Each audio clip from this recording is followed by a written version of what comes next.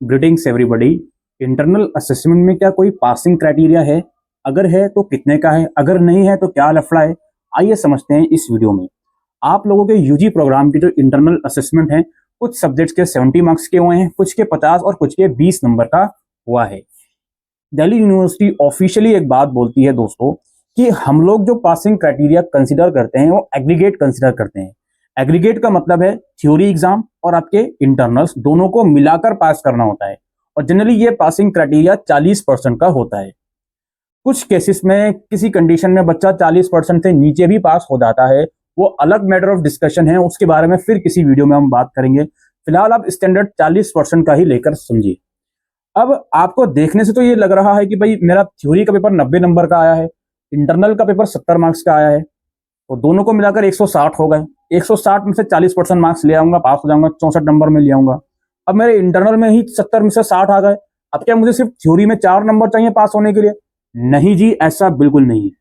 Please इसको दिमाग से निकाल दीजिए। इंटरनल असेसमेंट दिखने को वो आप लोगों को दिख रहा है 70 नंबर का है कुछ सब्जेक्ट का, लेकिन उसका वेटेज 25% का है जी। 70 में से 60 नंबर लाने का मतलब ये नहीं कि आपके 60% मार्क्स आ गए, नहीं। 70 में से अगर आपके 60 नंबर आए हैं तो वो कंसिडर करा जाएगा कि भाई 25% में से एक्चुअल में कितने मार्क्स आपके आ रहे हैं। यानी कि 70 में से 60 है तो 25 में से कितने होंगे आप अपनी स्क्रीन के ऊपर देख रहे होंगे। ये रूल होता है। और वहीं 90 मार्क्स में से थ्योरी में कितने नंबर आपके आए हैं तो इसको कंसिडर करा जाएगा कि भाई 75 में से कितने होंगे, क्योंकि थ्योरी की जो वेटेज है वो 75% की होती है। ये बेसिक सी इंफॉर्मेशन आपको पता होनी चाहिए। नाउ सवाल ये आता है कि इंटरनल असेसमेंट में हम कितने मार्क्स लेकर आए, सो दैट एटलीस्ट हमें ये ना हो कि हम फेल हो जाएंगे, ये हो जाएगा, वो हो जाएगा। देखिए दोस्तों, आप लोगों की जो एसओएल की मार्कशीट होती है उसके अंदर या तो आपका थ्योरी और प्रैक्टिकल के ग्रेड्स होते हैं, या तो आपका थ्योरी और ट्यूटोरियल के ग्रेड्स होते हैं, या केवल आपके थ्योरी के ग्रेड्स होते हैं, या फिर केवल आपके प्रैक्टिकल के ग्रेड्स होते हैं।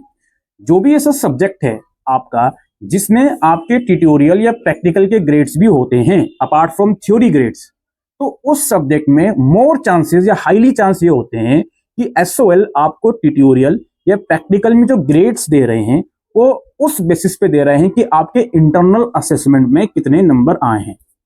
इसीलिए सबसे बड़ा रीजन ये होता है ट्यूटोरियल और प्रैक्टिकल में एब्सेंट या एफ आने का कि आपके असेसमेंट अच्छा नहीं गया था। आपके 70 मार्क्स के असेसमेंट में आपके 10, 15 या 20 नंबर ही आए थे। इसीलिए आपका वो रीजन होता है कि आपके उस पर्टिकुलर ग्रेड में आपको फेल या एब्सेंट करा गया। अब जो थ्योरी का ग्रेड होता है उसमें आप लोगों को जो मार्क्स मिलते हैं वो मैक्सिमम मार्क्स आप जो थ्योरी पेपर लिखकर आए हो उसी में से काउंट होते हैं। कुछ पोर्शन उसमें हाईली चांस है कुछ पोर्शन असेसमेंट से भी कंसिडर करा जाए। ठीक है जी। तो जो थ्योरी के मार्क्स हैं और जो आपके असेसमेंट के मार्क्स हैं दोनों को मिलाकर अगर आप पास होते हो तो नेट ग्रेड में आपको पास कर दिया जाता है और आप पास हो जाते हो। लेकिन ऐसा भी देखने को मिला है कि अगर आप इंटरनल अच्छा नहीं करा आपने, या उसमें एब्सेंट या फेल जो भी हो गए, फेल का वर्ड मैं फिलहाल यूज नहीं कर रहा हूँ असेसमेंट के लिए, एब्सेंट हो गए, तो आपका फिर थ्योरी का एग्जाम देखा जाएगा, उसमें भी आपके मार्क्स उतने अच्छे नहीं है, तो कंबाइन करके आप फेल हो जाते हो। और यही रीजन है काफी बच्चे आईए में कम मार्क्स लाने की वजह से या आईए में एब्सेंट होने की वजह से ओवरऑल फेल हो जाते हैं और नेट ग्रेड में उनको फेल कर दिया जाता है। तो इसलिए आईए की जो वेटेज है वो बहुत इंपॉर्टेंट है और आईए को आपको बहुत अच्छे से करना होता है। तो सवाल हमारा वही अटका हुआ है कि सर कितने मार्क्स हम मानकर चलें। देखो जी, मैं यहाँ पे बिल्कुल भी ये बात नहीं बोल रहा हूँ कि जो आईए के ऑफिशियल पासिंग क्राइटेरिया है वो 40% का है, 30% का ये है वो है, लेकिन मैं आपको इतना बता रहा हूँ कि एक स्टैंडर्ड सेट कर लें अपना कि आईए के अंदर कम से कम अगर 70 नंबर का आईए आपका आ रहा है तो भाई 30 से 40 मार्क्स मिनिमम उसमें मेंटेन करके रखें। मिनिमम बता रहा हूं, इससे कम नहीं।